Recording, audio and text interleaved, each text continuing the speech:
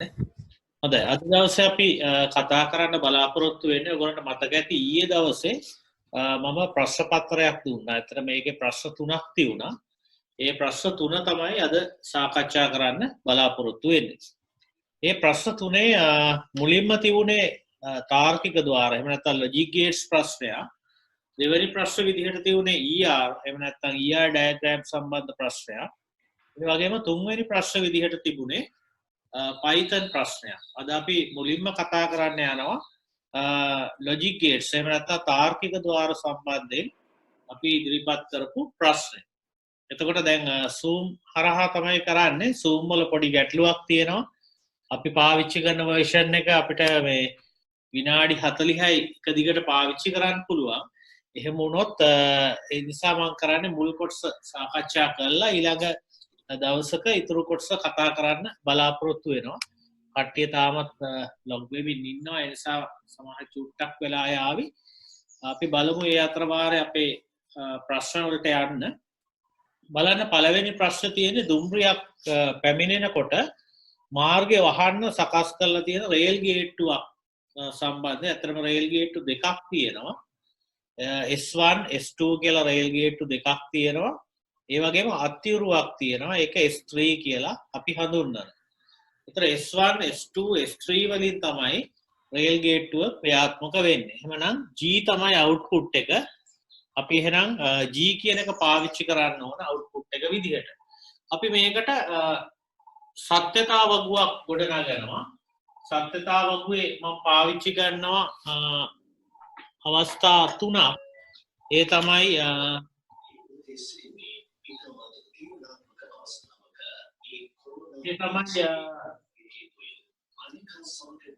S1 S2 S3 සහ G. G කියන්නේ අවසාන වශයෙන් එන අවුට්පුට් එක. එතකොට අපිට මේකේ එකිනෙකට වෙනස් ආකාර හම්බ වෙනවා තුනක්. ඒ කියන්නේ S1 S2 S3 කියන්නේ එකිනෙකට වෙනස් ආකාර තුනක්. ඒ කියන්නේ ඉන්පුට් තුනක් තියෙනවා. ඒ කියන්නේ දෙකේ තුන්වෙනි බලය එකිනෙකට වෙනස් ආකාර 8ක් අපිට ගන්න වෙනවා. ඒ නිසා අපි කොටු 8ක් ඇඳ ගන්න.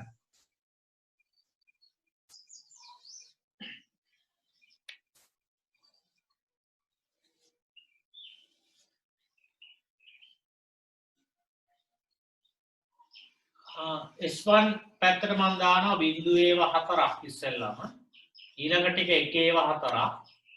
ඊළඟ 0.2යි 1.2යි 0.2යි 1.2යි 0.1යි 0.1යි 0.1යි විදිහට අපි දෙනවා.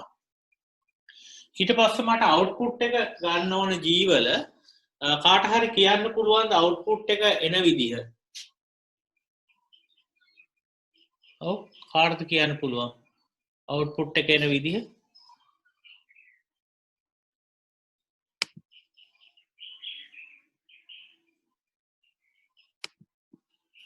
මෙතන අවුට්පුට් එක එනකොට මේකේ අපිට කියලා තියෙනවා මෙන්න මේ විදිහට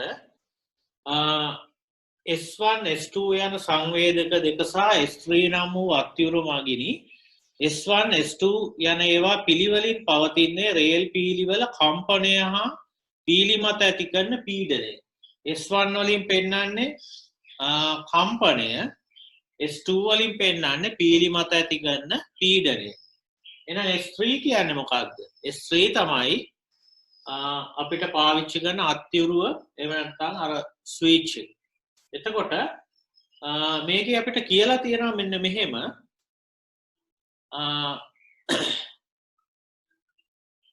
S1 S2 යන සංවේද දෙකම සක්‍රිය හෝ S2 පමණක් සක්‍රිය වන්නේ නම් දුම්රිය ගේට්ටුව ස්වයංක්‍රීයව වැසීයයි. S1 S2 ඒ කියන්නේ S1 වෙන්නත් ඕන මේ තියෙන S1 වල අවස්ථාව S2 වෙන්නත් ඕන. මෙන්න S1 තියෙනවා එක වෙලා S2 එක වෙලා තියෙනවා මෙතන. මෙන්න මේ අවස්ථා දෙක. මේක අපි ගන්නෙ නැහැ එකක් විතරයි තියෙන්නේ. මෙන්න මේ දෙන්න ඉන්න අවස්ථාවේ අපිට පුළුවන් එක කියලා ගන්න. අපි එහෙනම් මේ දෙකට එක කියලා ගන්න. ඊළඟට කියනවා S1 S2 සංවේදක දෙකම සක්‍රිය හෝ S2 පමණක් සක්‍රිය වේ නම් දුම්රිය ගේට්ටුව වැසීයයි. S2 පමණක් සක්‍රිය අවස්ථාව මෙන්න S2 පමණක් සක්‍රිය අවස්ථාව. එතකොට S2 විතරක් සක්‍රිය අවස්ථාවේ ගේට්ටුව වැහිලා යනවා කියලා කියනවා. අපි මෙතෙන්ට එක දාමු. ඊට පස්සේ කියනවා එසේ නැත්නම් වැසිය යුත්තේ S3 අත්යුරුව ක්‍රියාත්මක කිරීමෙන්. එහෙම නැත්නම් S3 වලිනුත් වහන්න පුළුවන්. S1 S2 අක්‍රීය අවස්ථාවේදී අත්යුරුව ක්‍රියාත්මක කර ගේට්ටුව වැසිය නොහැකි. එහෙනම් මේ අවස්ථා දෙකේදී ගේට්ටුව වහන්න බෑ. එතකොට අපි මෙන්න මේ අවස්ථාවේ ගේට්ටුව වහන්න බෑ කියලා ගන්නවා. ඒකට හේතුව S2 සක්‍රීය නැහැ. S1 විතරයි සක්‍රිය වෙලා තියෙන්නේ. ඒ වගේ වෙලාවක අත්‍යුරුවත් සක්‍රිය වෙලා නැහැ නම් ඒක බිඳුව විදිහට ගන්නවා. අනිත් අවස්ථා අපි එක විදිහට ලබා ගන්න. ඔන්න ඔය විදිහට තමයි වගුව තියෙන්නේ. මම හිතන්නේ ඒක වගුව හරිය ඇති ගොඩක් අයගේ කියලා හිතනවා. වගුව හරි කියලා හිතනවා ගොඩක් අයගේ. ඊට පස්සේ මේ වගුව ඇසුරින් අපි හදා ගන්න ඕන අපේ සමීකරණය. කොහොමද සමීකරණය හදාගන්නේ? මේක එක තියෙන අවස්ථා විතර අපි රවුම් කරගන්නවා. මෙතෙන්දී ඔයගොල්ලන්ට පොඩ්ඩක් ගැටලුවක් එන්න පුළුවන්. අර ABC නැතුව S1 S2 S3 තියෙන නිසා. නමුත් මේක දීලා තියෙන ඉන්පුට්ස් විදියට S1 S2 S3 නිසා අපිට ඒක පාවිච්චි කරන්න වෙනවා. මම ගන්නවා මෙතන S1 S2 S3 මෙතන G එක වෙනකොට S1 බිඳුව වෙනවා. එහෙනම් S1 බා කියලා ලියනවා. ඒ වගේ මේ G එක වෙනකොට මෙයා එක වෙලා තියෙනවා. අපි ඒ නිසා එක බා කියලා ලකුණු කරන්නේ නැහැ. මේක එක වෙනකොට මේක බිඳුව වෙලා තියෙනවා. එහෙනම් මෙතන බා කියලා ලකුණු කරනවා.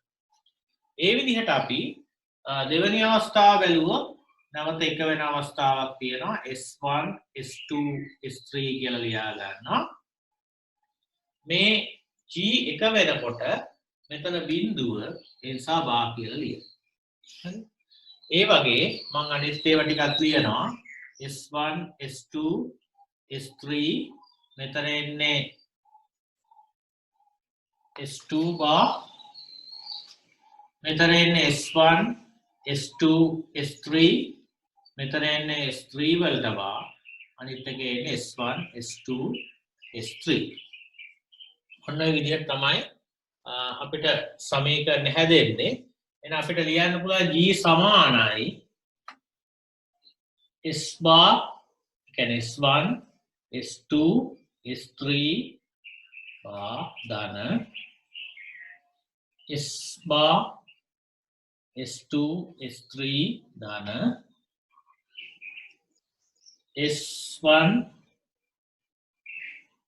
S3 ධන S1 S2 S3 bar ධන S1 S2 S3 ඔය විදිහට අපිට සමීකරණය ලියා ගන්න පුළුවන්. එතකොට අපිට ලැබෙනවා 1 2 3 4 5 අවුට්පුට් එක විදිහට.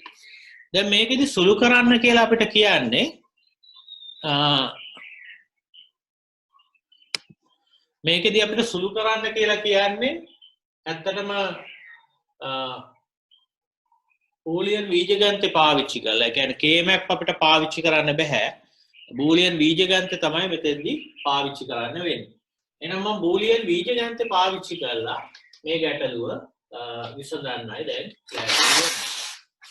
මම බූලියන් බීජගණිතය පාවිච්චි කරලා මේ ගැටලුව විසඳනකොට මම ලියනවා ඉස්සෙල්ලාම G සමානයි S bar S2 S3 ධන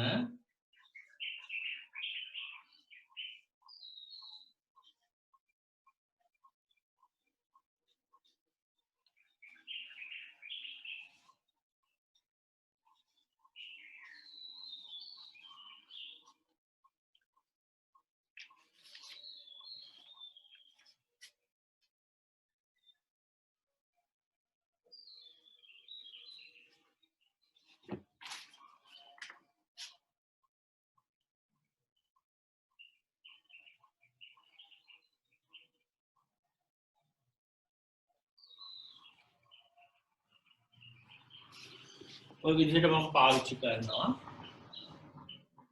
දැන් මෙතෙන්දී අපිට මේ ගැටලුව විසඳන්න බූලියන් බීජගණිතේ පාවිච්චි කරනකොට අපිට පොඩි අවස්ථාවක් තියෙනවා. ඔයගොල්ලන්ට මතක ඇති අපි ඉගෙන ගන්න තියෙනවා a ධන a සමානයි a කියලා. අපි ඉගෙනගෙන තියෙනවා බූලියන් බීජගණිතයේදී. ඒ කියන්නේ a කියන එක හැදෙන්නේ a අකුරු දෙකක් එකතු කරලා a හැදෙන්න පුළුවන් කියලා කියනවා. ඒක අනිත් පැත්තට අපිට කඩන්න පුළුවන් a කියන්නේ a ධන a කියලා.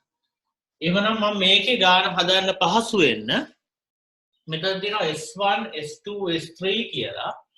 ඒක මම ඒ කියන්නේ S1 S2 S3 සමාන වෙනවා ආපහු S1 S2 S3 ධන S1 S2 S3 කියලා ලියා ගන්න පුළුවන්. එහෙම නොලියුවත් හදන්න පුළුවන් මේකේ. මම නැවත එකක් ලියනවා. එතකොට සුළු කරන්න පහසු වෙනවා. මේකෙදි සුළු කරගෙන යන්න පහසු කර ගැනීමක් සඳහා මම එහෙම පාවිච්චි කරනවා. එතකොට දැන් මට පුළුවන් මෙන්න මේ කොටස් දෙක ඉස්සෙල්ලා මම ගන්නවා ඕන මේ කොටස් දෙක සුළු කරන්න පුළුවන්. ඒ වගේම මට පුළුවන් මෙන්න මේ කොටසයි සුළු කරන්න පුළුවන්. මම එහෙනම් ලියනවා g සමානයි s bar s2 s3 ධන s1 s2 s3 මෙතනින් මම එළියට ගන්නවා පොදු හරය S1 S3 ගන්නවා S1 S3 ඇතුලේ ඉතුරු වෙනවා එතකොට S2 බාධන S2 ඒකම මෙන්න මේ දෙන්නගෙන් අපිට එළියට ගන්න පුළුවන් S1 S2 ඒතර ඇතුලේ ඉතුරු වෙනවා S3 බා සහ S3 දැන් අපිට ඔබ ඉගෙනගෙන ඇති a බාධන a සමානයි 1යි කියලා. ඇයි ඒක එහෙම එන්නේ? a බා 1 වුණොත් a කියන එක බිඳුව වෙනවා. එතකොට එකට බිඳුවක් එකතු වුණොත් 1යි. මේ a බා බිඳුව වුණොත් a එකක් වෙනවා. එතකොට බිඳුවයි 1යි 1යි. එහෙමනම් a නීතිය මෙතෙන්දී අපිට පාවිච්චි කරන්න පුළුවන්. කොහොමද ඒක පාවිච්චි කරන්නේ? මෙන්න මේ දෙන්න එකතු වුණාම මම කියනවා 1යි. මේ දෙන්න එකතු වුණාමත් 1යි. එහෙනම් මම ඊළඟ පියවර ලියනවා g සමානයි s bar s2 s3 ධන s bar s2 s3 ධන එකෙන් ගුණ වුණාම ඕන මාර්ගයක් එයාමයි. එහෙනම් s1 s3 ධන s1 s2 දැන් අපිට පුළුවන් මෙන්න අපිට සුළු වුණ කොටස් දෙක මේ සුළු වෙච්ච කොටස් දෙක අපිට පුළුවන් මේගොල්ලොත් එක සුළු කරන්න. මම මේ කොටස් දෙක අරගෙන වෙනම සුළු කරනවා.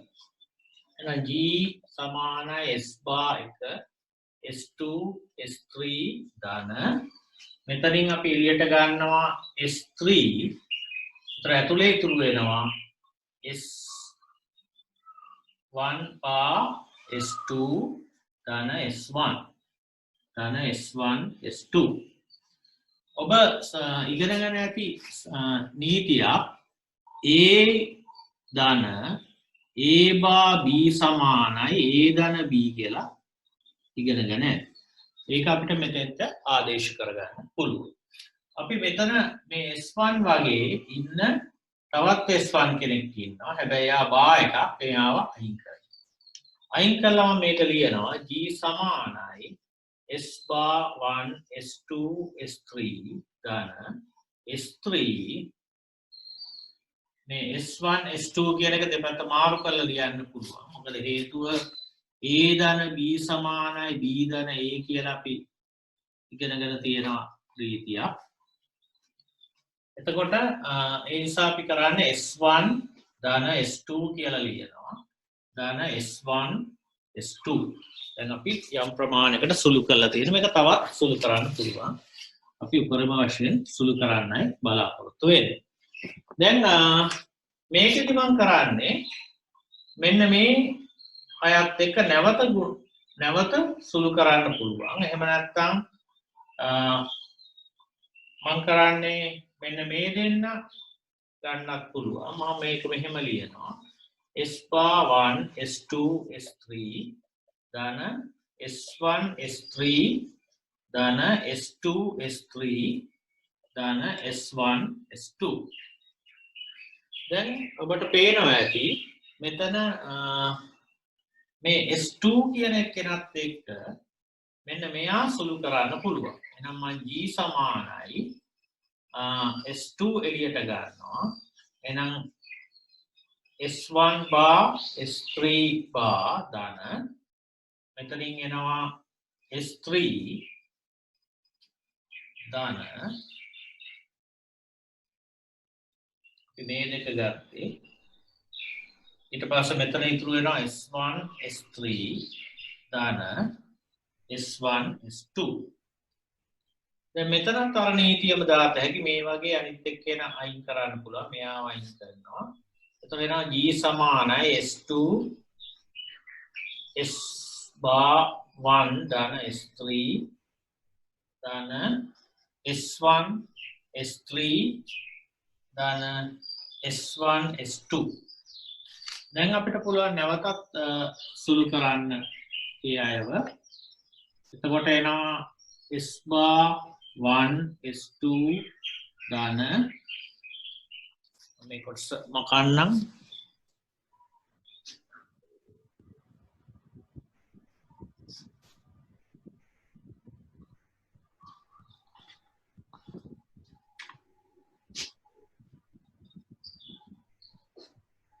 G සමානයි S1 bar S2 මම මේක සුළු කරලා ගන්නවා ධන S2 S3 ධන S1 S3 ධන S1 S2 දැන් ඔබට පේනවා ඇති මෙන්න මෙතන S1 එකක් තියෙනවා මෙන්න මෙතන S1 එකක් තියෙනවා මෙයා බා මෙයා බා නෙවෙයි දැන් අපිට පුළුවන් ඕනනම් ඒ දෙන්න සුළු කරන්න අපි කොහොමද ඒක සුළු කරන්නේ එතකොට මම ගන්නවා G මෙතනින් S2 අපිට මෙතනින් ගන්න පුළුවන් සුළු වෙන එකන විදිහට S1 ගන්න පුළුවන් මේ දෙන්න ගන්නවා G සමානයි S2 එළියට ගන්නවා එතකොට S1 bar ධන S1 ධන S2 S3 ධන S1 S3 නැවතත් අපිට ලැබෙනවා 1 1 1 එකතු වුණාම 1යි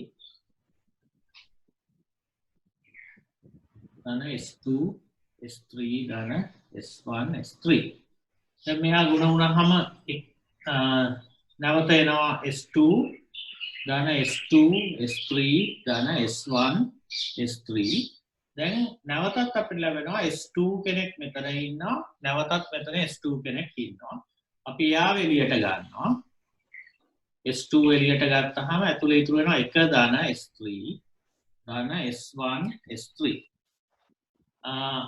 ඕනම කෙනෙක් එකට එකතු වුණාම එකක් එකතු වුණාම බෝලියන් බීජගණිතය අනුව උත්තරේ 1යි එහෙනම් G සමානයි S2 ධන S1 S3 එකකින් ගුණ වුණාම මෙතන උත්තරේ එනවා G සමානයි S2 ධන S1 S3 එහෙනම් අවසාන පිළිතුර ලැබෙන්නේ අපිට G සමානයි S2 ධන S1 S3 මම මේක තමයි අවසාන පිළිතුර විදිහට ලැබෙන්නේ දීර්ඝ සීමකින් පස්සේ උත්තරය ආපු අය කවුද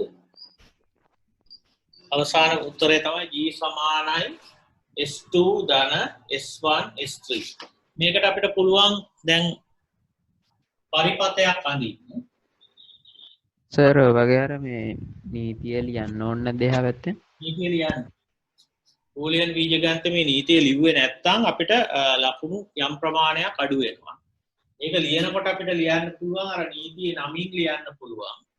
එහෙම නැත්නම් අර ඒ ධන ඒ සමානයි ඒ ධන ඒ බා සමානයි 1 අන්න ඒ විදිහට ලියන්නත් පුළුවන්. වඩා හොඳයි නීතියේ නමින්ම ලියන්න පුළුවන්.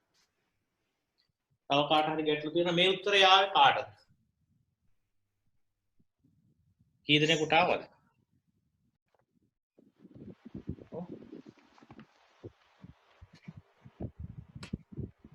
කතා කරන්න.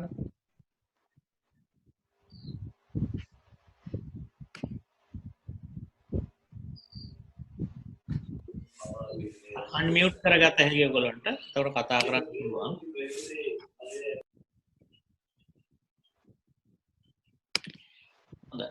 ඊළඟට අපි මේකට පරිපතය අඳිනවා. දැන් මට ඕන වෙනවා S1 S2 S3 කියන තුන් දෙනා. මම අපිට ඕන නම් පුළුවන් මෙහෙම අඳින්නත් S1 S2 S3 කියලා. මෙහෙම ලයින්ස් තුනක් අඳින්න පුළුවන්. ඊට පස්සේ S2 කියන එක්කෙනා අපි මෙතනින් අඳිනවා. එයා එකතු වෙන්න ඕන. එකතු වෙනවා කියන්නේ O gate එකක්. ඒ වගේම S1 S3 S1 කියන එක්කෙනා ගන්නවා. S3 කියන එක්කෙනා ගන්නවා. ඒ දෙන්න ಗುಣ වෙනවා. ඒ ಗುಣ වෙන දෙන්න මේ කොටසට නැවත එකතු වෙනවා. එතකොට අපිට G වල output එක විදිහට ලබා ගන්න පුළුවන්. මේ ප්‍රශ්න කියලා තියෙනවා දෙවෙනි කොටසේ කොටසින් ලබාගත් බූලියන් සමීකරණයේ බූලියන් බීජගණිතය සුළු කරන්න ඉන්පසු සරල බවට පත් කර විට ලැබෙන පිළිතුර සැලකිල්ලට භාජනය කරමින් සංවේදකයේ පිළිබඳ ඔබගේ නිගමනය සඳහන් කරන්න. නිගමනය තමයි ඇත්තටම S1 සත්‍ය වෙලා තියෙන අවස්ථාව. ඒ කියන්නේ O එකත් එක්ක S2 O S1 and S3 අවස්ථාවේ මේ පරිපතය ක්‍රියාත්මක වෙනවා කියන එක තමයි කියන්න වෙන්නේ. ඒ කියන්නේ S2 ක්‍රියාත්මක වුණත් මේ පරිපතය ක්‍රියාත්මක වෙනවා.